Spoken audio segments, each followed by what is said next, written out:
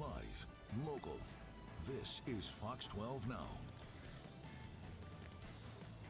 Hello, everyone. This is Fox 12 Now. I'm Greg Nibbler. Thanks for joining us. We are live streaming here from the Fox 12 Oregon newsroom, but I wanted to pull that up. That is our live shot from our ski bowl camera, taking a look at Mount Hood, and it looks pretty good out there today. I got to say, when I see that, it does remind me of how badly I want to get out camping and get out into the wilderness, but there's some things you should know about that if you're heading out there. We're going to talk about that. Again, this is Fox 12 Now. We live stream here from the Fox 12 Oregon newsroom every weekday, and we cover a wide range of topics. But today, we are going to be talking about, well, a news release that the Oregon Department of Fish and Wildlife put out, basically asking everybody to please leave the wildlife alone.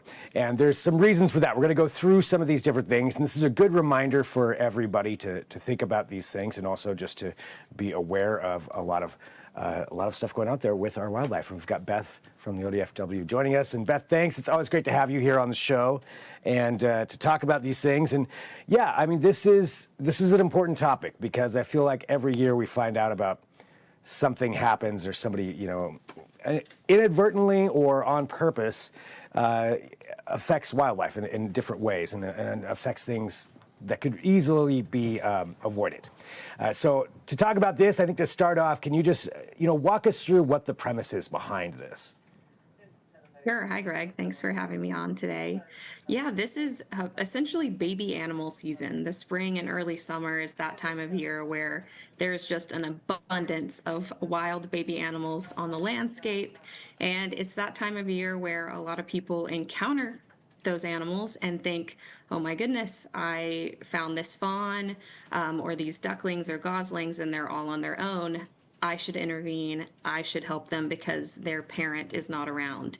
And the main point here is really that just because you encounter a wild young animal on its own does not mean that it has been abandoned or orphaned or that it needs help from people. So the main piece of advice here is that if you encounter young wildlife, please leave it alone and don't interfere. And there are some reasons for that. First of all, it is illegal under Oregon wildlife laws to remove wildlife from the wild.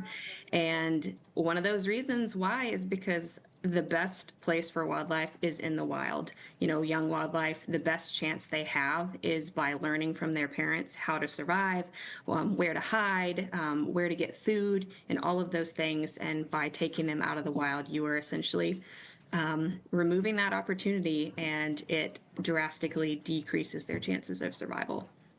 So, I mean, pure and simple right there. But I will say this, for people, if somebody's out there hiking, camping, and they do encounter a young wild animal, leave it alone. But what if they feel like it's injured or something along those lines? Are there steps they should take to maybe report that? Yeah, absolutely. If you come across an animal that you are concerned about, for example, if it's something in your backyard, if you see a deer fawn and you're worried that the doe might not be coming back, if you can, give it a day or two, observe that animal and see, is the parent coming back? Is it being cared for? And if they're still there after a day or two, then you can consider calling ODFW, a licensed wildlife rehabilitator, or Oregon State Police for advice. And also, if you see that an animal is obviously injured, or if you know that the parent animal has died, then definitely call, ODFW, a rehabber, or get some advice from Oregon State Police. But in general, if you just see an animal by itself, just take a little bit of time to think through the situation. And often wildlife, they just need some time to rest and recover. It's hard out there, and wildlife, they encounter a lot of challenges to survive. So sometimes they just need to rest and hang out for a while, and then they'll move on. Might just be taking a break, essentially. Exactly.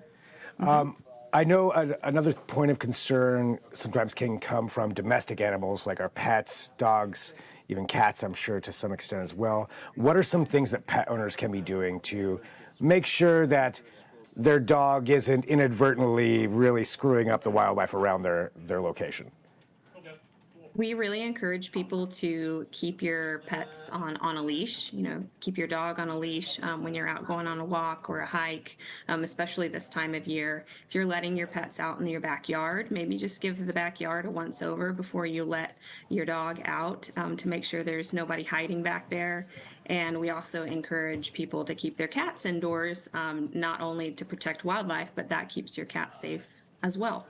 So keeping pets away from wildlife is really important because they can really stress wildlife, especially imagine a young fawn in a backyard and a dog comes barreling out of the door and wants to check it out. Just making sure that you keep the distance, respect wildlife, give them space, and that time and a chance to recover and just rest on their own. You mentioned, it's baby animal season, and that's not just in the forest, but also marine animals as well. What are some different things that people should be watching out for if they're over at the coast and encounter maybe a young animal? Yeah, so right now it is still the season for baby seals, harbor seals especially. They're born in late March through April, so they're still hanging out on the beach. And adult harbor seals, the parents, they will go off and forage, and they'll just leave the pup on the beach for a while. So oftentimes, someone will see a seal pup on the beach and think that it has been abandoned, when that is rarely the case. The parent is just out there getting food and will be back. So just keep pets away. That applies kind of in any situation. Keep your dogs leashed. Give wildlife space. If you are very concerned about it with marine mammals, you can report that to OSP's hotline or the Marine Mammal Stranding Network, and you can find those numbers on our website.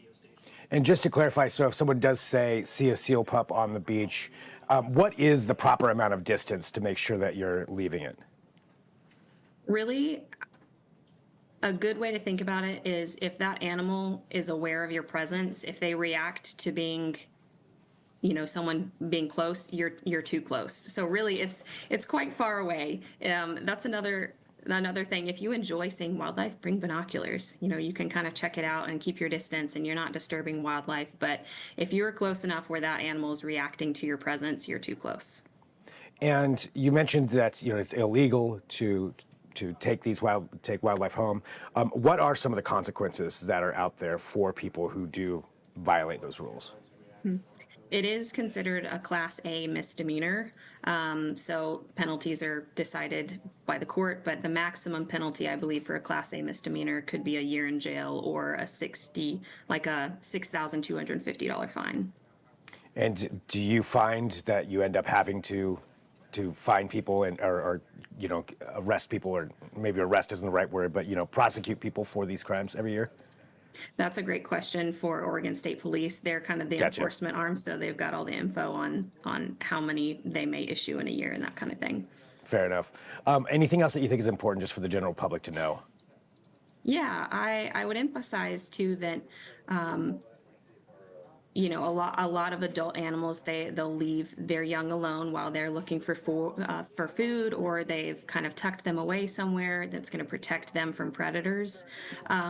But these wildlife, they invest a lot of time and energy and resources in raising their young. So it is pretty unlikely. It is not usual for baby wildlife to just simply be abandoned. If there is no parent around, unfortunately, sometimes it means something happened to that animal, but that's a good way to think about it, that they have invested a lot of time and energy and resources, and they're not just gonna give up typically. So leave them alone. Yeah, absolutely. Well, So leave them alone, observe from a distance, and enjoy the moment. But again, it's about giving them the time, the space that they need to give them the best chance that they have to survive. And I would also point out too that some people are very well intentioned and they want to help an animal, and they may take something from the wild and bring it into their home and attempt to care for it. But one, it's illegal, and two, it can be extremely harmful to that animal's health and survival because wildlife, they have those very specific and specialized needs. And licensed wildlife rehabilitators, for example, they have undergone specialized training. They know the unique medical, dietary, environmental needs of that wildlife that the average person is just typically unprepared to handle. So improper care can lead to a lot of really bad things for wildlife: malnutrition, illness, injury, or even death. And also, if you bring wildlife in, they can kind of lose their fear of humans, of people, and become reliant on people, which means that they will have no chance to survive in the wild. And it can also pose a safety risk to people and pets, disease transmission, and that kind of thing. So there's just a lot of negatives to trying to care for wildlife on your own, and it is best to call a licensed wildlife rehabilitator if you've got concerns, or ODFW, and in general, just leave wildlife wild.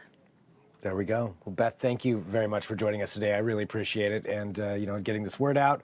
Everybody can share this segment as well, and enjoy the wildlife. But I think the binoculars advice is great advice as well. Bring some binoculars, and you can look for. Yeah, absolutely.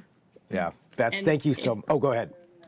I was just going to say, if you've got more questions, people can always visit myodfw.com. We've got some pages about young wildlife and some frequently asked questions. So check it out, and if you've got questions. There we go. All right, thanks so much, Beth. Thank you so much, Greg.